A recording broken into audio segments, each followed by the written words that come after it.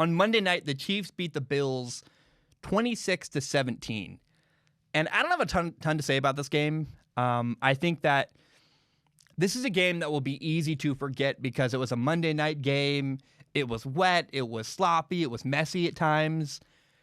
And the story here that cannot be forgotten, as you look back on this game, when the year is over and we look back on this game and go, wow, that was a key victory for the Chiefs. It helped them make the playoffs or whatever. Or maybe for playoff seeding, something like that, right? What can be forgotten about this game is how dominant Kansas City was up front, despite a bad situation going on for their offensive line. Their right tackle, Mitchell Schwartz, was out with an injury. They had a backup center in the game. They're shuffling things around to their offensive line because, Kelechi Osemele, Osemele, I guess is how you say that. I apologize. I always butcher his name. I try, and I get it wrong every single time. Their left guard is out for the year, so they had a backup left guard in as well.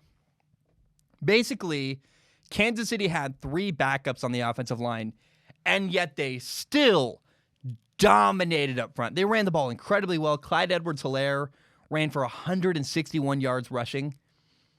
And I guess running for yards rushing, that's a stupid way to say that. But Kansas City is not only the best screen team in the league, they were great again on Monday. Patrick Mahomes was very, very efficient. He was 21 for 26 passing, had 2 more touchdowns. And what's crazy to me is that despite a really, really bad circumstance on the offensive line, Kansas City didn't just beat a possible playoff team, the Buffalo Bills. They dominated up front. That is the story that cannot be forgotten is, wow, Kansas City overcame a really bad circumstance and didn't just overcome it. They were incredibly dominant. And I'm curious, as the year is going to continue on, can Kansas City win another Super Bowl with their offensive coordinator, Eric Bieniemy? It appears to me like Eric Bieniemy is going to be the hot big name, the guy who is taken up to be the next head coach in the NFL somewhere. And I'm curious if the Chiefs can kind of capitalize on their final year with Eric Bieniemy and win another Super Bowl before they lose him. And we don't know how much he brings to their team. I mean, there was a moment where Travis Kelce had a fumble before halftime, was really, really angry, and Eric Bieniemy helped calm him down. I'm pretty sure Eric Bieniemy, it looked like, really kind of helped Travis Kelce relax and calm down. And there's a lot of stuff behind the scenes that Eric Bieniemy does that we just don't know about. And I'm really curious to see if Kansas City can capitalize on their final year with him. Can they win a Super Bowl with Eric Bieniemy before he, goes away? And can they get 2 basically before they lose Eric Bieniemy?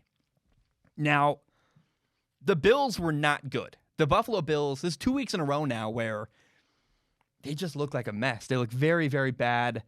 It's one thing to lose. It's another thing. Buffalo got physically dominated at home. That's not good. Not good at all.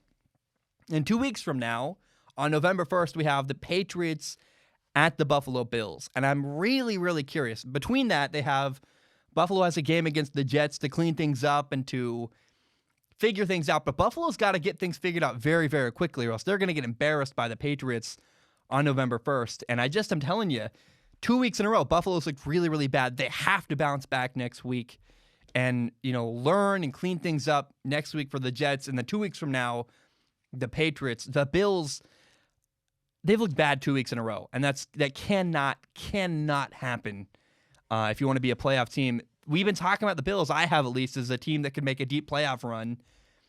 And 2 weeks in a row, they got embarrassed by the Titans, and then they got dominated up front on the defensive line by the Kansas City Chiefs against a lot of backups. That's not good. And so the Bills got to clean things up and play better if they want to be a team that really, truly can make the deep playoff run everyone's talking about and that the expectations are in Buffalo.